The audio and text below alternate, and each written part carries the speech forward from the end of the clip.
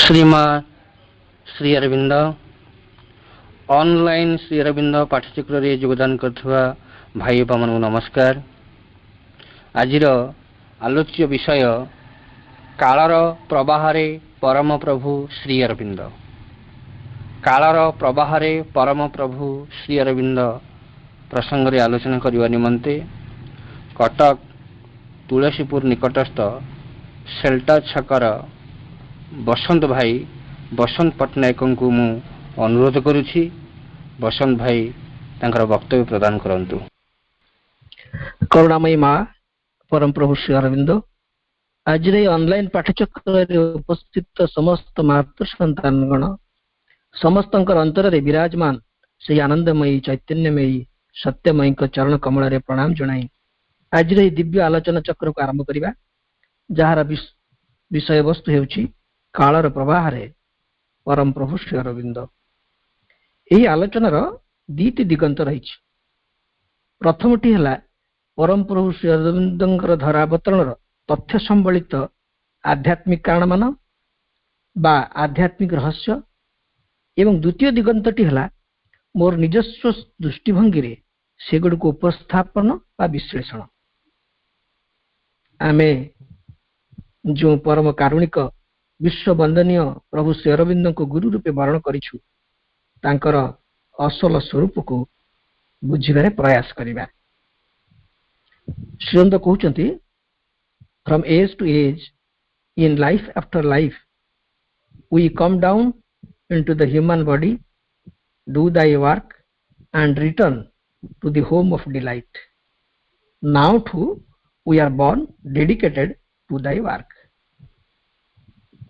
श्रीअरविंद कहउचंती जुग पर जुग जीवन पर जीवन अर्थात समय प्रवाह रे आमे अर्थात आमे बुझिबा प्रभु श्री अरविंद एवं माँ मनुष्य शरीर धारण करी एई पृथ्वी रे अवतरण करिसेंती भगवान कार्य करने एवं पृथ्वी रे सही दिव्य कर्म सारी सही आनंद धाम को फेरी जाइछंती।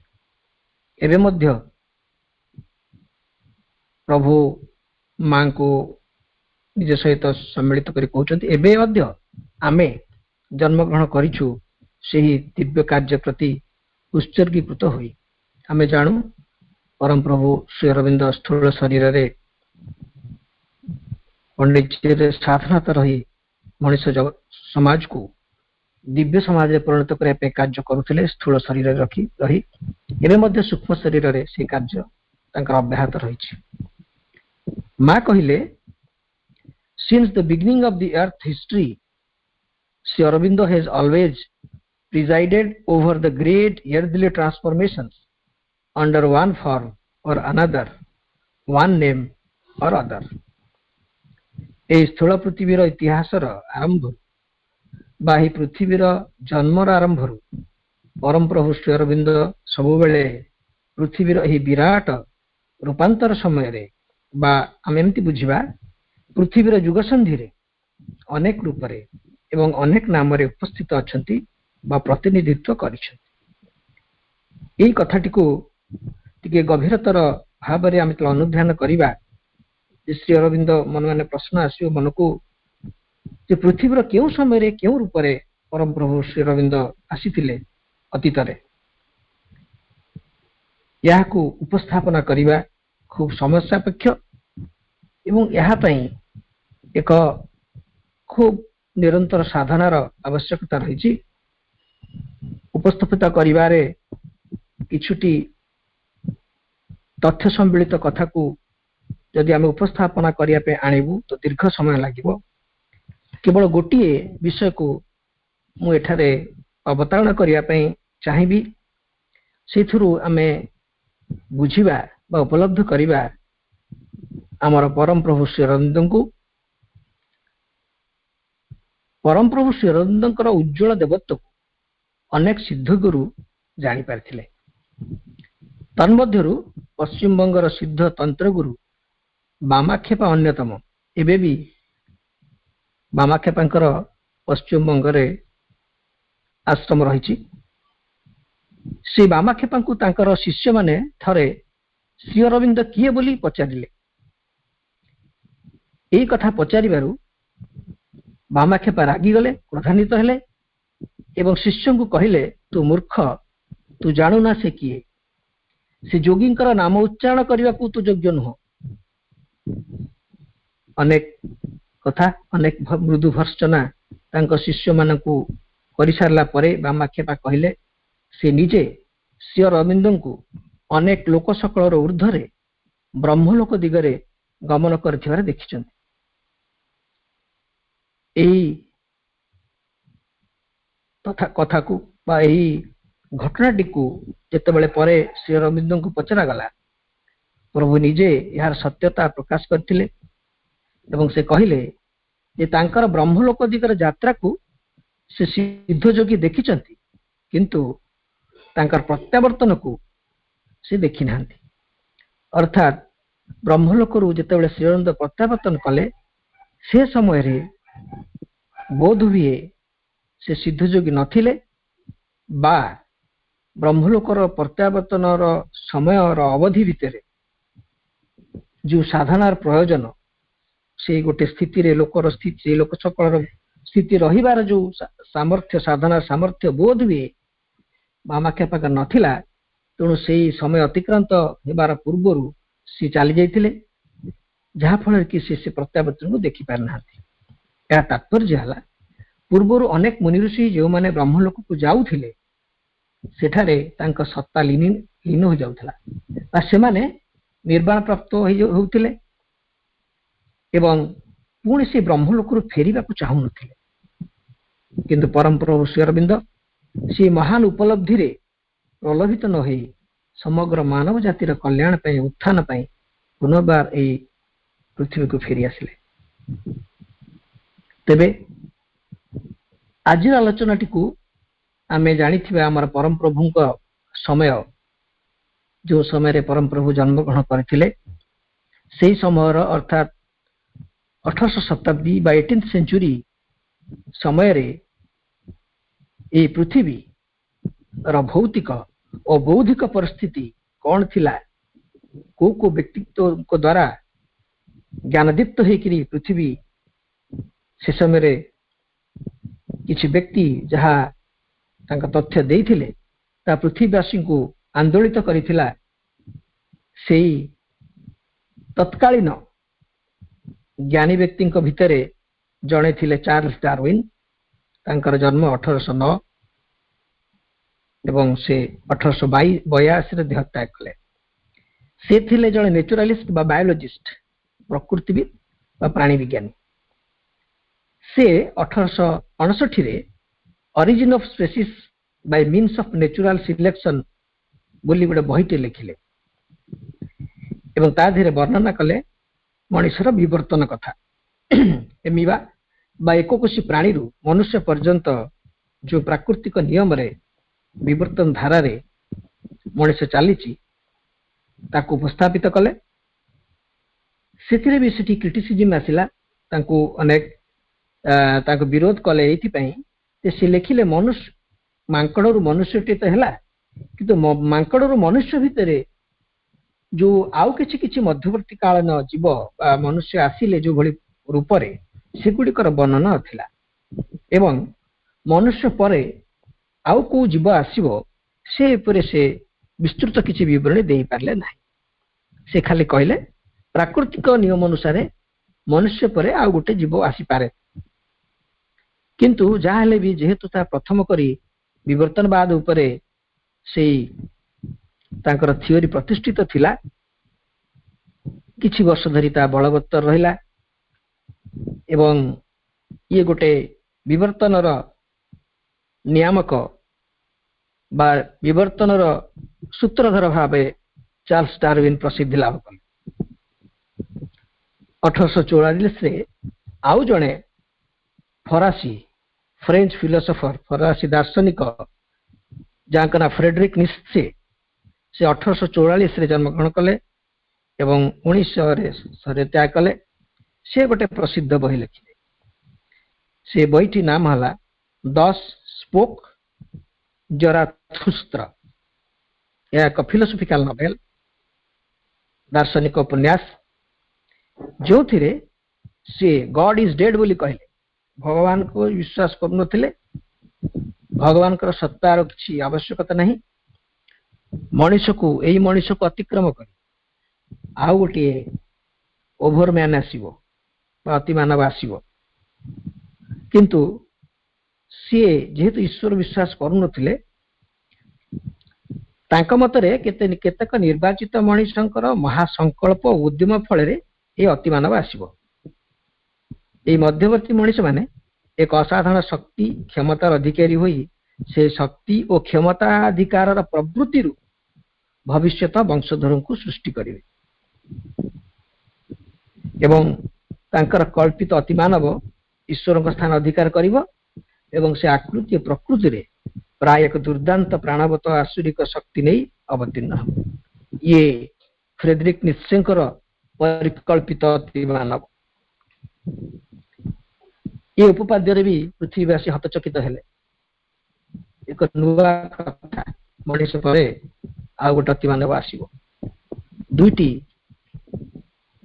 विराट तथ्य पर आउ जड़े व्यक्ति आसिले जहाँकर समय असी जन्म है 1856 एवं से तांकर सी देश त्याग कले 1939 से हेले पृथ्वीर विख्यात मनस्तत्वविद सिगमंड फ्रॉयड से गोटे मतवाद कले लिखिले अनकॉन्शियस माइंड ऊपर लिखिले अचेतन मन से मनर विभिन्न कथा नुआ नुआ कथा सब कहले तीन कथा कहले कॉन्शियस अनकॉन्शियस सबकॉन्शियस ए अचेतन मन ही मनुष्यर व्यक्तित्वर निदर्शन बा अचेतन मन भीतर प्रतिफलन होची ई मनुष्य एवं से आउ दीते तीनटा कथा नुआ कथा कहले ईड इगो सुपर इगो इगोर संज्ञा विभिन्न प्रकार से देले जहाँ ये आलोचना करवा समय सापेक्ष कहीं ना से सब थियोरी एवं पुराणा हो गलानी तेबे से गोटे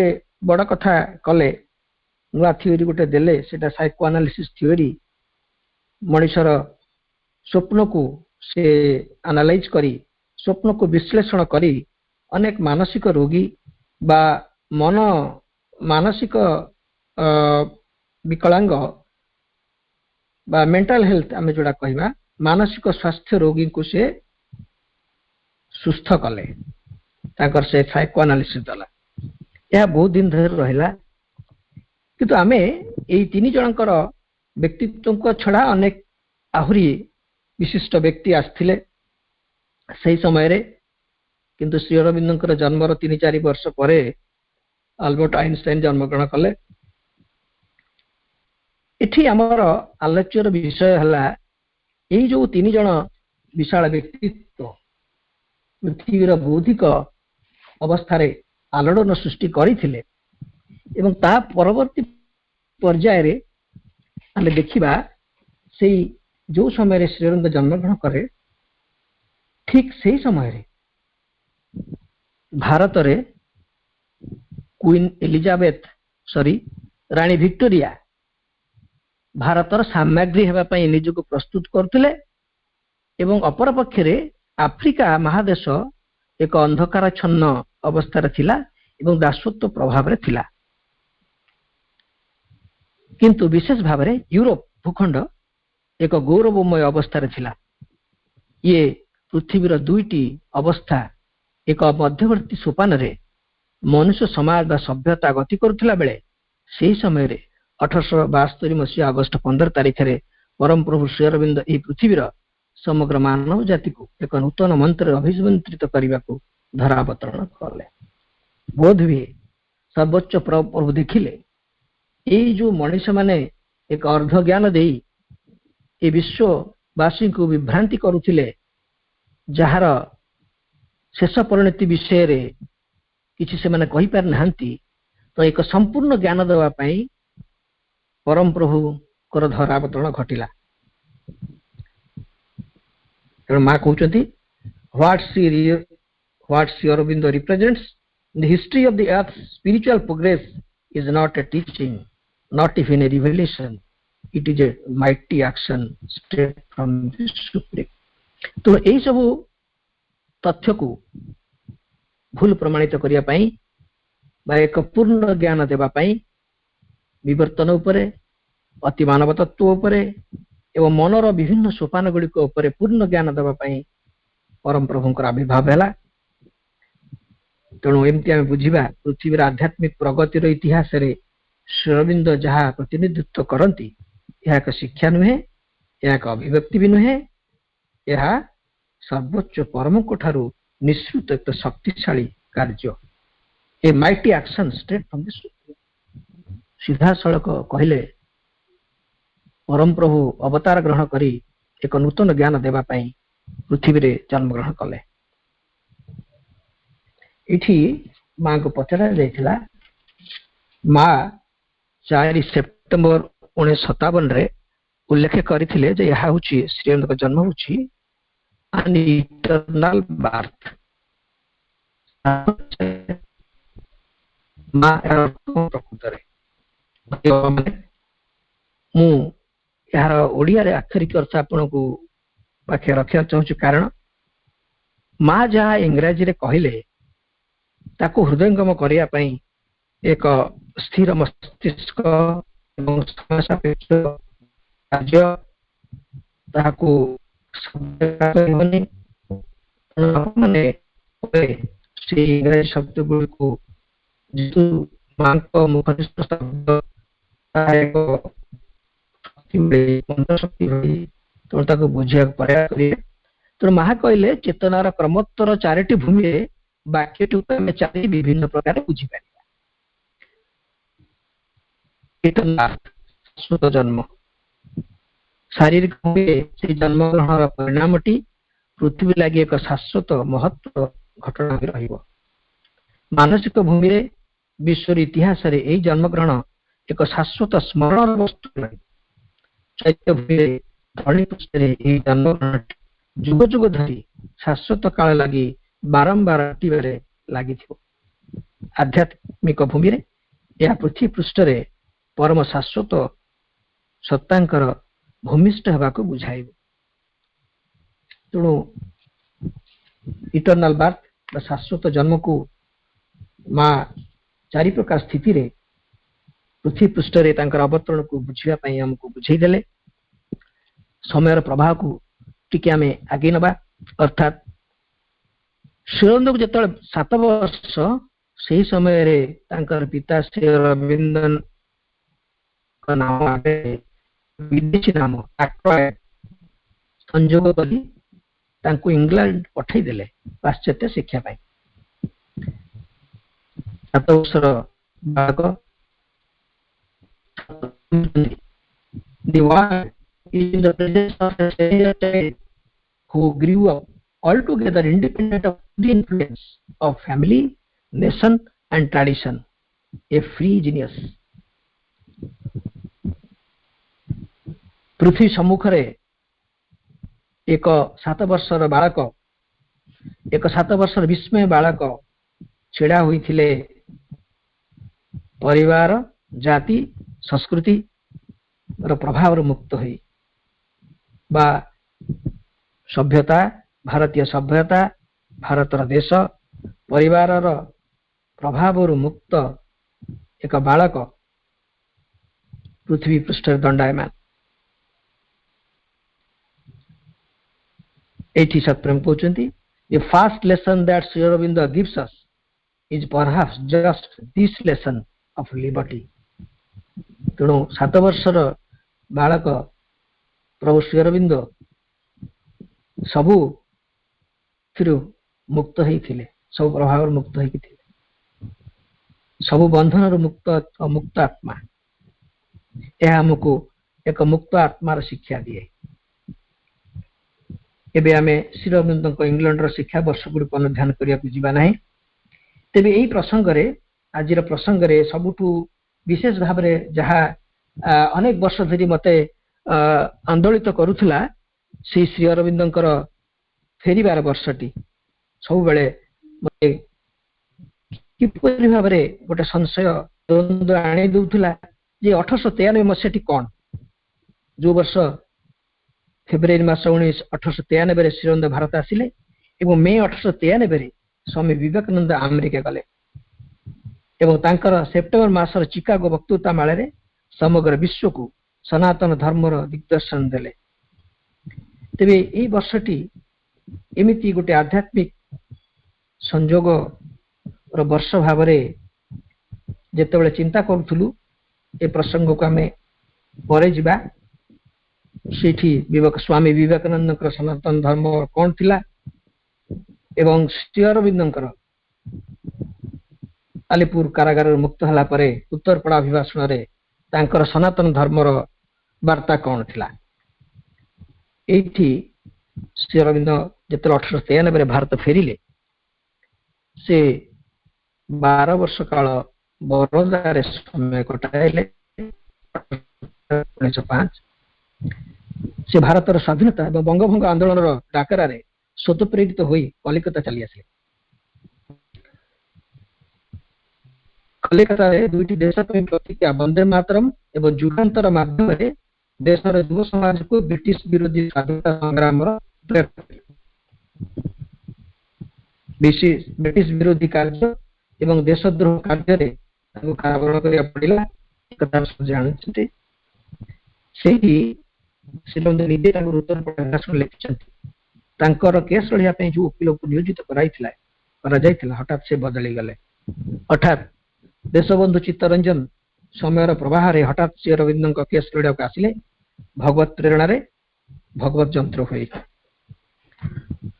तो से तांकर प्रोफेटिक लाइन बा दिव्य बाणी जेतेबेले समग्र विश्व श्री अरविंद परिचय पाई नथिला 1909 रे केस चली भितर लिखुचंती चित्तरंजन दास।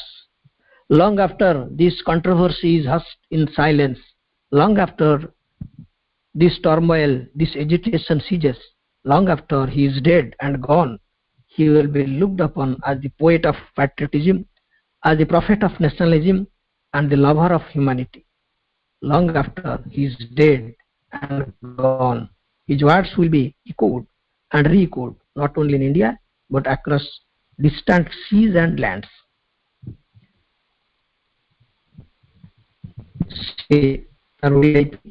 यह हूँ आपण मान मोर चूड़ांत नवेदन।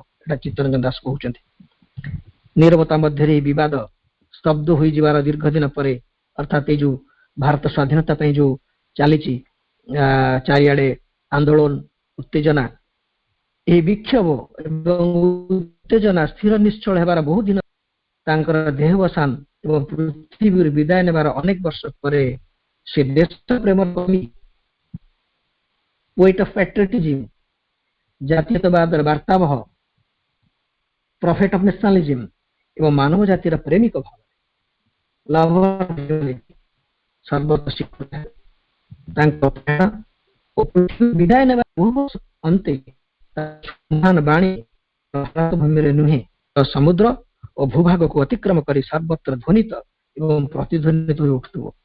सुतरां मो मतरे से महान मनुष्य निजर पद प्रतिष्ठा अनुसार वर्तमान केवल यही अदालत काठगड़ा आगे नुहे मात्र विश्व इतिहास उच्च दरबार अरगल सामने दंडायमान। एक कथा केवल से जी दिव्य प्रेरणा रे भगवत निर्देश आसी एवं श्री अरविंद को तांकर अंतर्दृष्टि रे श्री अरविंद कौन जानी पारिथिले एवं सा वर्णना कले। ए नेशनल प्रॉफिट ऑफ नेशनलिज्म शब्द को लेकर डॉक्टर करण सिंह पुस्तकटी लिखिछंती प्रॉफिट ऑफ इंडियन नेशनलिज्म एवं से कहते जे श्री अरविंद होउचंती स्पिरिचुअल नेशनलिज्म रो प्रवर्तक अर्थात आध्यात्मिक जातीयतार प्रवर्तक हेले श्री अरविंद तक इलाबोरेट कर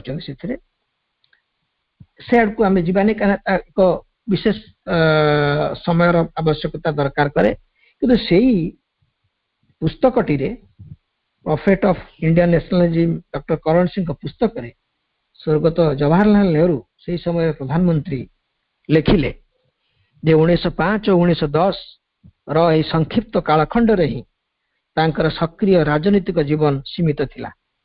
से 5 वर्षर स्वल्प काल मध्य एक भास्वर उल्कापिंड परि उद्भासित होई उठी से भारतर युव मानस सृष्टि करथिले एक शक्तिशाली आलोड़न। से 5 वर्ष भितर प्रभु श्री अरविंद जो देश प्रेमर युवक मान उद्बुद्ध कर गले देशप्रेमी युवक माने भविष्य भारत स्वाधीनता को आनीदे। एठी आमर समय प्रभाव को देखी पुणी टिके फेरी जा 1893 मसीहा को जितेबले 1893 विषय विवेकानंद अनुगामी को पचारि हिंदू धर्म विषय रे अमेरिका रे सनातन हिंदू धर्म विषय रे स्वामी विवेकानंद कौन कहते सी कहले आपण कहीं पचार मु कहली मु माँ श्रीअरविंदर विषय अनुगामी तो टे जाना चाहूँ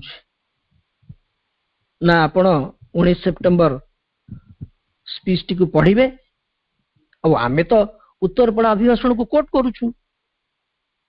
देखंतु भाई अपा माने स्वामी विवेकानंद अनुरागी माने श्री अरविंदर उत्तरपड़ा अभिभाषण को सनातन धर्मर संज्ञा वर्णना कला बेले उत्तरपड़ा श्री अरविंद को उत्तरपड़ा अभिभाषण को कोट कर आमर एक धारणा थिला जे स्वामी विवेकानंद अमेरिका रे जहा कही गले जदि ता यथार्थ थिला ताले श्री अरविंदर उत्तरपड़ा अभिभाषण कौन थिला तार अर्थ श्री अरविंद तांकर उत्तरपड़ा अभिभाषण रे जहा वर्णना करचंती स्वामी विवेकानंदर वक्तव्यर 16 वर्ष पर भारत को समग्र पृथ्वी को पुनर्बार सनातन धर्म दीक्षित करिवार अभिप्राय स्वयं परम प्रभुंकर थिला एवं से निर्वाचित प्रतिनिधि भाव रे अवतार भाव रे श्री अरविंद पठैले। तेबे निश्चित भाव में उत्तरपड़ा अभिभाषण किसी विशेषत्व रही किसी मूल्यवान वाणी से रही जहाँकि प्रभु जहाँकि स्वामी विवेकानंद भिन्न से भिन्नता को देखला बेले आम तुलनात्मक भाव में आम स्वामी विवेकानंद सबकि को उपस्थापित करने समय सापेक्ष तेणु जहाँ हिंदू धर्म से जो अमेरिकार चिकागो स्पीच रे जहाँ स्वामी विवेकानंद कहले गोटे दिटा पॉइंट ताहा समानुपात भाव में उत्तरपड़ा अभिभाषण रे श्री अरविंद कहते एवं श्री अरविंद कौन अलग कथा कहले से विशेष गुरुत्व दबा। तो स्वामी विवेकानंद कहले से अमेरिकावासी को जे विज्ञान अति आधुनिक आविष्कार समूह वेदांतर जो उच्च आध्यात्मिक भाव प्रतिनिधित्व करे से सर्वोत्कृष्ट वेदांत ज्ञान ठारू निम्न स्तर मूर्ति पूजा और आनुषंगिक नानाविध पौराणिक गल्प पर्यंत एपरिक बौद्ध मानकर अज्ञवाद बौद्ध मानकर निरीश्वरवाद एगुड़िकर हिंदू धर्म प्रत्येक स्थान अच्छी तापर विशेष कथा कहले जोटा आम माने भारतीय संस्कृति आधार आम अमृतर संतान बोली से वैदिक ऋषिंकर से कथा को सेठी उद्घोषित कले शुण शुण अमृतर पुत्रगण शुण दिव्य लोकर अधिवासी गण मु सही पुरातन महान पुरुष को जानी आदित्य परी तांकर वर्ण से सकल अज्ञान अंधकार रतीत केवल तांको जानिबा द्वारा मृत्यु को अतिक्रम करा जाए आ अन्य पथ नहीं। ये भातृगण एटा अमेरिकावासी कहते स्वामी विवेकानंद हे भातृगण ए मधुर नाम रे ही तुम मान को संबोधन करिया चाहे तुम माने अमृतर अधिकारी। श्री अरविंद कौन कहते देखु से मृत्यु चेतना से अमृतर संतान आम मैंने ताकू भिन्न भाषा श्री अरविंद कहते संकीर्ण धर्म सांप्रदायिक धर्म और अनुदार धर्म स्वल्प काल मात्र स्थायी एवं सीमित उद्देश्य नहीं बंची रही पारे किंतु यही एकमात्र धर्म ये जो सनातन धर्म जहाँ आधुनिक वैज्ञानिक मानकर आविष्कार एवं दार्शनिक चिंताधारा समूहर पूर्वाभास को निजर अंतर्भुक्त करी जड़वाद उपरे विजयी हो पारे। तापरे अमृतत्वर संतान विषय से आमको वार्ता दौरान यह एकमात्र धर्म जहाँ अति तुच्छ व्यापार जीवन को मध्य विच्छिन्न करे नहीं एवं यह जाने अमरत्व की वस्तु ଏବଂ ଏହା ଆମ୍ଭମାନଙ୍କର ମଧୁର ମୃତ୍ୟୁର ଭୟକୁ ଏକା ବେଳକେ ବିତାଡ଼ିତ କରେ। ସାବିତ୍ରୀ ମହାକାବ୍ୟ ଆସିଗଲା, ମୃତ୍ୟୁ ଉପରେ ବିଜୟ। ତାପରେ ଆଉ ଗୋଟେ କଥା ଆମକୁ ବହୁତ ହୃଦୟସ୍ପର୍ଶୀ। ଦ୍ୱିତୀୟ ପଏଣ୍ଟରେ ଆମେ ଦେଖିବା, ବେଦକୁ ଭିତ୍ତି କରି ସ୍ୱାମୀ ବିବେକାନନ୍ଦ କହୁଛନ୍ତି, ଆତ୍ମା ବ୍ରହ୍ମ ସ୍ୱରୂପ କେବଳ ଜଡ଼ ପଞ୍ଚଭୂତରେ ବଦ୍ଧ ହୋଇଅଛି। ଏହି ବନ୍ଧନର ଶୃଙ୍ଖଳ ଚୂର୍ଣ୍ଣ ହେଲେ ଆତ୍ମା ପୂର୍ଣ୍ଣତ୍ୱ ଉପଲବ୍ଧି କରେ। ଅତଏବ ଏହି ପରିତ୍ରାଣର ଅବସ୍ଥା ବୁଝାଇବା ପାଇଁ ଋଷିମାନଙ୍କର ବ୍ୟବହୃତ ଶବ୍ଦ ମୁକ୍ତି, ମୁକ୍ତି, ମୁକ୍ତି, ଅପୂର୍ଣ୍ଣତାର ମୁକ୍ତି, ମୃତ୍ୟୁ ଓ ଦୁଃଖରୁ ମୁକ୍ତି। ତ ଏଠି ବିବେକାନନ୍ଦ ତାଙ୍କର ମୁକ୍ତି ଉପରେ ସମ୍ଭାଷଣ ଦେଲେ ଏବଂ ଶେଷରେ ତାଙ୍କର ସେ କହିଲେ, ଶେଷୋକ୍ତ ଲାଇନଟି ସ୍ୱାମୀ ବିବେକାନନ୍ଦ ବେଶୀ ଗୁରୁତ୍ୱପୂର୍ଣ୍ଣ। ସେ କହିଲେ, ବିବାଦ ନୁହେଁ ସହାୟତା, ବିନାଶ ନୁହେଁ ପରସ୍ପରର ଭାବ ଗ୍ରହଣ, ମତ ବିରୋଧ ନୁହେଁ ସମନ୍ୱୟ ଓ ଶାନ୍ତି। ଏହା ଥିଲା ଚିକାଗୋ ଧର୍ମ ମହାସଭାରେ ସନାତନ ହିନ୍ଦୁ ଧର୍ମର ପ୍ରତିନିଧି ସ୍ୱାମୀ ବିବେକାନନ୍ଦଙ୍କ ଶେଷ ଉକ୍ତି। ତ ଏ ଦିଗରେ ଆମେ ଆଉ ଯିବାନି, ଅଗ୍ରସର ହବାନି, ଆମେ ପରମ ପ୍ରଭୁଙ୍କ ପାଖକୁ ଆସିବା। ତ ପରମ ପ୍ରଭୁ ସେଇ କଥାକୁ କହିଲେ, ମୁକ୍ତି ଯେତେବେଳେ ଆପଣମାନେ ଉତ୍ତରପଡ଼ା ବ୍ୟାସନ ପଢିବେ ଯେ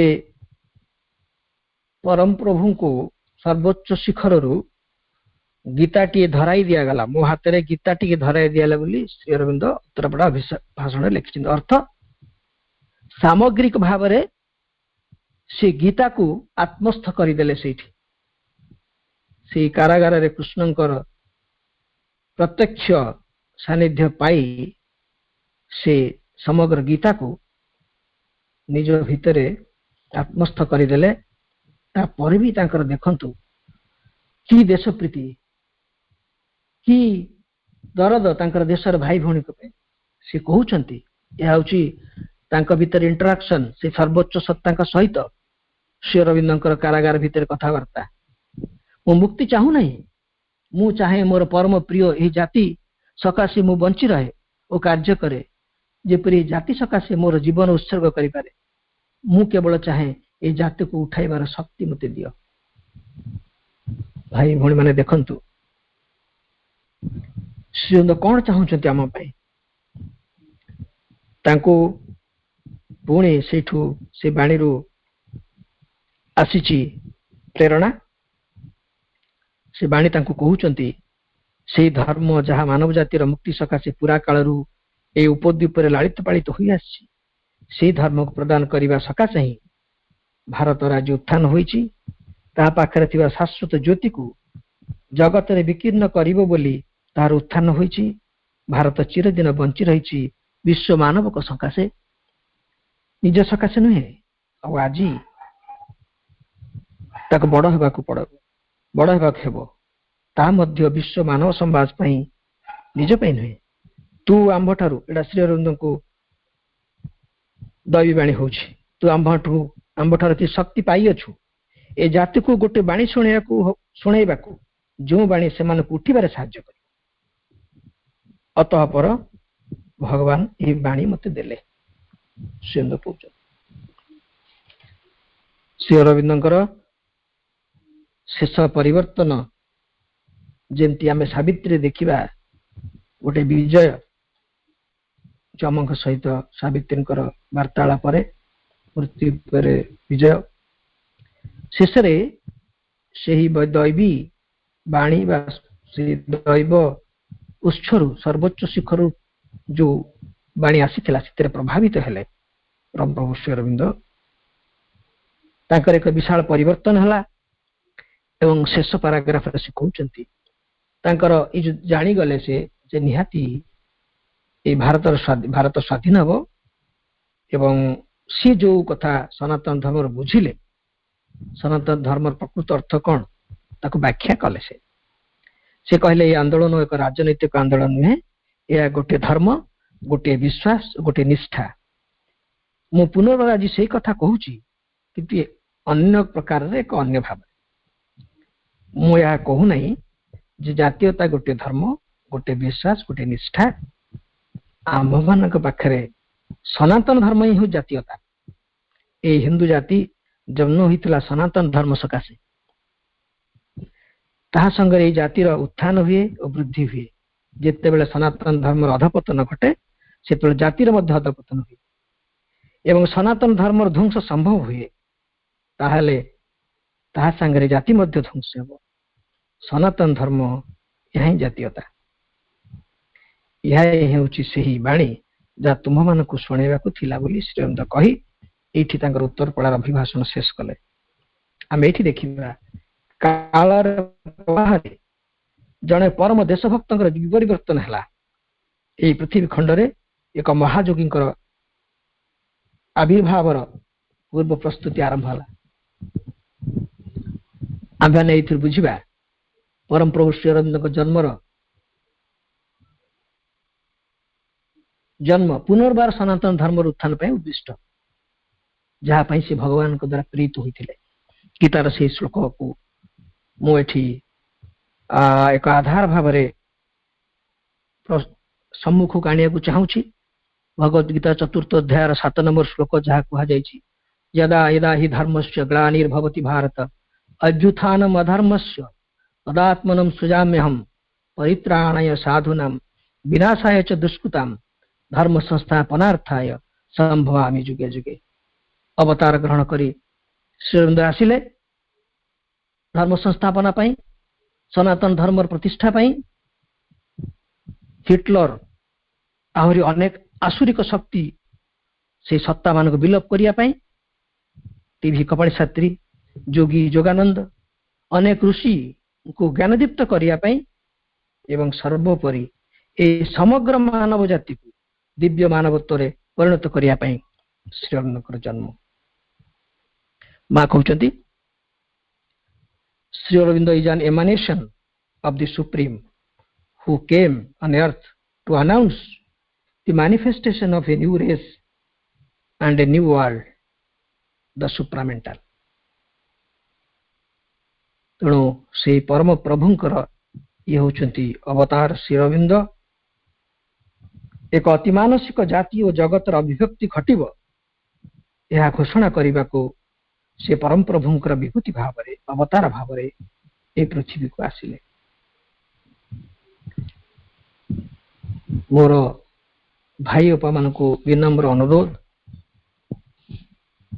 जितेबले बामाखेपांकर शिष्य कहते श्री अरविंद शिष्य को कहते बामाखेपा श्री अरविंद का नाम धरिबार योग्यता तोर नहीं। से हिमालय परि उत्तुंग महायोगी आकाश परि विशाल समुद्र परि गभीर महायोगी जहाँ को हम पाइचे जहाँ को समाधि स्पर्श करुचे जहाँ को देखुचे जहाँ को पढ़ुचे तांको बुझिबार प्रयास करिबा निज जीवन रे प्रयोग कर चेष्टा करिबा ये जो पाठचक्र रे आमे जा ग्रहण करुचे तांको से परम योगी श्रेष्ठ संतान भाव रे निज को प्रस्तुत करिबा यह ही आमर ध्येय हबो। शेष अनेक किछि रही गला समयर सीमाबद्धता भितर खाली 2टी पद कही मोर वक्तव्य शेष करी कि आलोक मोते देखाइलु मा आखिर पलक पाते आखिर पलक पाते कि अमृत आजी चखाइलु आहा तोर से हसरु मोते तोर से हसरु मोते। भाई बापा माने ये आलोक अमृत को पथ पाथय करी आमे जीवन बंचिबा मां का धारा आग को बढ़िबा कालर प्रवाह रे श्री अरविंदंकर जीवनर अन्य दिगंत को आहुरी आहुरी बुझिबा पठन करिबा एवं निज जीवन को चरितार्थ करिबा दिव्य जीवन को रूपांतरित करिबा एई दिगरे आमे जदि ब्रती हबु ताहाले कमल भाई द्वारा आदृत एई पाठचक्रर उद्देश्य साधित हब। ये केवल श्रवण रे न रहु चिंता चेतना रे आमे दिव्य शिशु परि होई उठिबा एई संकल्प नै मां को निकट रे मोर कृतज्ञता जणे आज वक्तव्य एठ रखली। वंदे मातरम। वर्तमान भाग्यलक्ष्मी अपन को अनुरोध करुच्ची एक मातृसंगीत गान करिवे। परम करुणामयी दिव्य जननी श्रीमा परम पूज्य गुरु श्री अरविंदर चरणारविंदर मोर कोटि कोटि प्रणाम जनाई मु आज मोर मातृसंगीत गान करुच्ची। आखि खोलिली मु जेउ दिन करिथिली तुमको स्मरण आखि खोलिली मु जेउ दिन करिथिली तुमको स्मरण तुमे जानिलो ताहा किपरि तुमे जानिलो ताहा किपरि मानेलो मोते कोळे तोळी आखि खोलिली मु जेउ दिन करिथिली तुमको स्मरण से दिनरु आज दिन जाए तुम कोଳରେ मु परा थाए मुहूर्ते भी छाड़ी नाहा मोते हाथ मोर धरी अछ हाते से दिनरु आज दिन जाए तुम कोଳରେ मु परा थाए मुहूर्ते भी छाड़ी नाहा मोते हाथ मोर धरी अछ हाते तुमे जानिलो ताहा किपरि तुमे जानिलो ताहा किपरि मानेलो मोते कोळे तोळी आखि खोलिली मु जेउ दिन करिथिली तुमको स्मरण आखि खोलिली मु जेउ दिन करिथिली तुमको स्मरण केबे जड़ताल से थाई केबे अबा पड़ी घुमाई केबे स्वार्थ आओ अहंकार कला जदि मोते अधिकार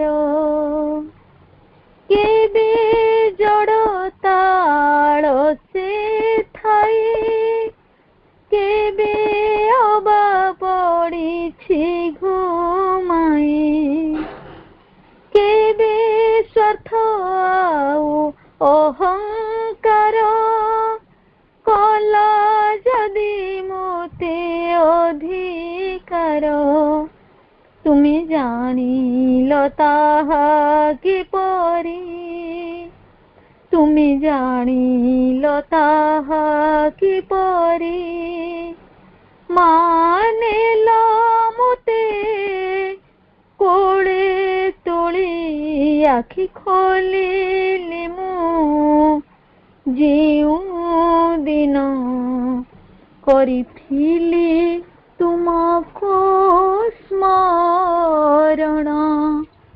ଆଖି ଖୋଲିଲି ମୁଁ ଯେଉଁ ଦିନ କରିଥିଲି ତୁମକୁ ସ୍ମରଣ। ଆଖି ଖୋଲିଲି ମୁଁ ଯେଉଁ ଦିନ କରିଥିଲି ତୁମକୁ ସ୍ମରଣ। ଜୟ ମା। ବର୍ତ୍ତମାନ ଗୋଟିଏ ମିନିଟ୍ ମାଙ୍କ ନାମ ଜପ କରିବା ସହିତ ଆଜିର ପାଠଚକ୍ରକୁ ସମାପ୍ତ କରିବା। ମା ମା ମା ମା ମା ମା ମା ମା ମା ମା ମା ମା ମା ମା।